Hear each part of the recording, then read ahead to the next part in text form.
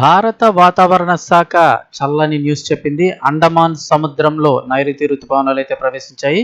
నైరుతి ఆగ్నేయ బంగాళాఖాతం అండమాన్లోని కొన్ని ప్రాంతాలు అలాగే నికోబార్ దీవులకు కూడా రుతుపవనాలు విస్తరించాయి. ఆగ్నేయ అరేబియా సముద్రంలోని కొన్ని ప్రాంతాల్లో కూడా రుతుపవనాలు ప్రవేశించాయి. మరో 3 నుంచి 4 రోజుల్లో ఈ రుతుపవనాలు మరింత విస్తరించేందుకు అనుకూల పరిస్థితులు ఉన్నాయంటూ ఐఎండీ ప్రకటించింది.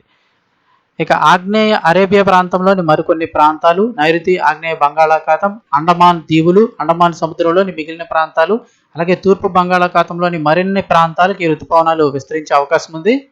ముఖ్యంగా చూస్తే ఈ నెలలోనే భారతదేశంలోకి రుతుపవనాలు ప్రవేశించే అవకాశం ఉందని అంచనా వేసింది ఐఎండీ. మే 26వ తేదీన డేట్ ఫిక్స్ చేసింది.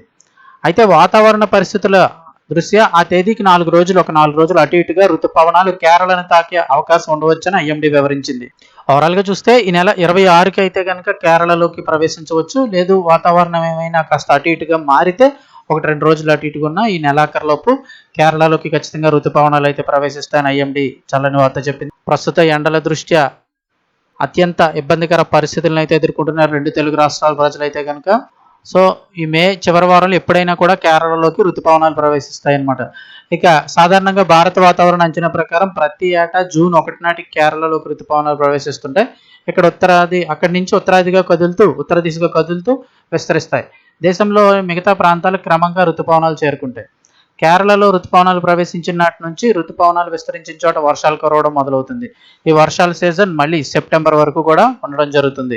రుతుపవనాలు కేరళలోకి ప్రవేశించిన తర్వాత ముందుగా ఏపీలోని రాయలసీమకు విస్తరిస్తాయి. ఆ తర్వాత రాష్ట్రం అంతా అలాగే తెలంగాణకు కూడా విస్తరించి వర్షాలు కురుస్తాయి.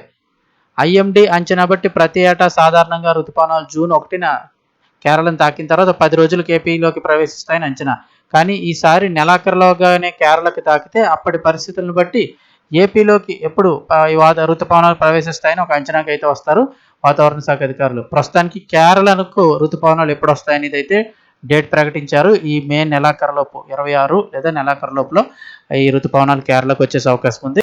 సాధారణంగా జూన్ 1వ తేదీకి ఆ టైంలో ఫస్ట్ వారంలో కేరళకి రావాల్సినటువంటి రుతుపవనాలు గత ఏడాది 8 రోజులు ముందుగానే ఈ నైరుతి రుతుపవనాలు రావడం జరిగింది.